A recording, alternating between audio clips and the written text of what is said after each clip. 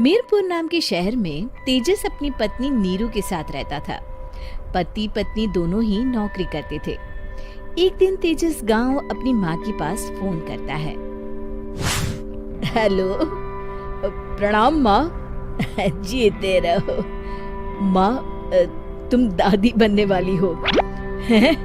अरे वाह, ठीक है बेटा, मैं कल ही आती हूँ।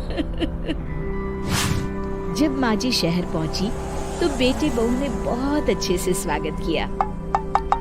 लीजिए माँ जी चाय। अरे गर्मा गर्म पकोड़े ले आओ माँ के लिए। नीरू रसोई में गई और 2 मिनट में ही पकोड़े ले आई। जी ये लीजिए। बहू जादू से बनाए हैं क्या? अभी तो रसोई में गई थी। यम्मी। माँ जी, शीला रसोई में पकोड़े तल रही है, मैं बस लेकर आई। हे भगवान, मेरा धर्म भ्रष्ट कर दिया तूने। अब तो गंगा जल से शुद्धिकरण करना होगा। दूसरे दिन, माँ जी मैंने नाश्ता बना दिया है, ऑफिस जा रही हूँ। पर अभी तो घर का सारा काम पड़ा है। शीला आती ही होगी, झाड़ू पोछा बर्तन कपड़े वो सब कर लेगी। हमारे जमाने में घर का सारा काम हम ही करते थे। जी माँ जी, आप बहुत होशियार हैं, मैं घर ऑफिस दोनों नहीं संभाल पाती। तो जरूरत क्या है घर से बाहर जाकर चाकरी करने की? वैसे भी घर का काम खुद करने से घर में बरकत आती है, समझी? पर माँ जी। पर वर कुछ नहीं, इस महीने की पगार मिले फिर ऑफिस बंद है। हाँ। रात को नीरू तेजस से कहती है, सुनिए जी, माँ जी बोल रही थी कि मैं नौकरी छोड़ दूं। वैसे ठीक ही तो है, अभी तुम्हें आराम की जरूरत है। फिर भी आराम कहाँ, शीला को छुड़ाने के लिए बोल रही थी। तो अब 24 घंटे में इतना काम तो कर ही सकती हो। पर जॉब पसंद है मुझे, घर पर मन नहीं लगेगा।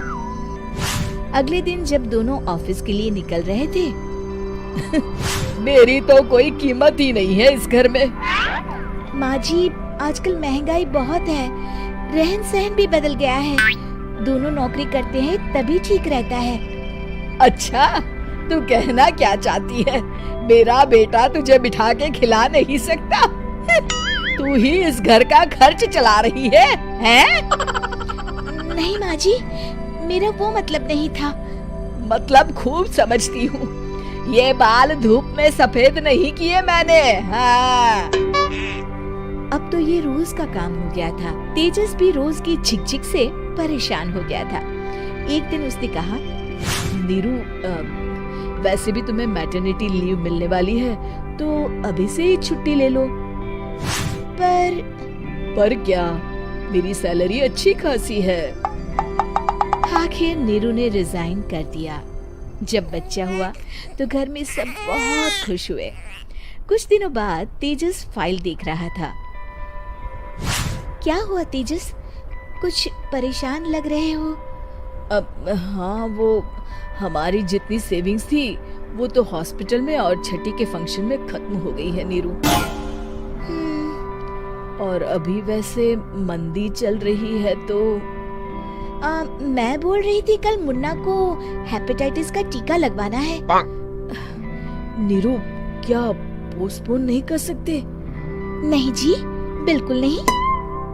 अब तेजस को समझ में आ रहा था कि उससे गलती हुई है। पैसों की कमी का असर घर के माहौल पर भी पड़ रहा था। अगले दिन, बेटा मेरा चश्मा और ये दवाइयाँ ले आना, पर्चा देते हुए माँ जी ने कहा। जी। तेजस, मुन्ना के लिए दूध का डिब्बा और डायपर भी ले आना, और ये किराने के सामान की लिस्ट है, इसे भी लाना है। तेजस गुस्से में लिस्ट मरोड़कर फेंकता है और चिल्लाता है, पैसे क्या पेड़ पर उगते हैं? ये ले आना, वो ले आना। अरे पर ये जरूरत का सामान ही है। वो गुस्से में बिना कुछ कहे ऑफिस चला गया। अरे लंच तो ले जाइए। नीरू दौड़कर डिब्बा पकड़ाती है एक दिन खाना खाने के बाद नीरू, अब तो मुन्ना कुछ बड़ा हो गया, तो अब तुम वापस ज्वाइन कर लो ना जॉब। पर इस रिसेशन में जॉब मिलना बहुत मुश्किल है। ट्राई तो करो। फिर मुन्ना, माँ जी है ना, और एक फुल टाइम मेड भी लगा लेंगे। पर माँ जी, उन्हें तो पसंद नहीं। तभी माँ जी वहाँ आ जाती है और प्यार से नीरू के सर पर हाथ फेरते हुए बोलती है, अब मेरी समझ में आ गया बहू, पहले के और अब के समय में अंतर है। तुम काम शुरू करो, मुन्ना की जिम्मेदारी मेरी। मेरी प्यारी माँ जी। ये कहकर नीरू उनके गले लग गई। शिक्षा, परिवर्तन संसार का नियम है, हमें भी समय के साथ चलना चाहिए।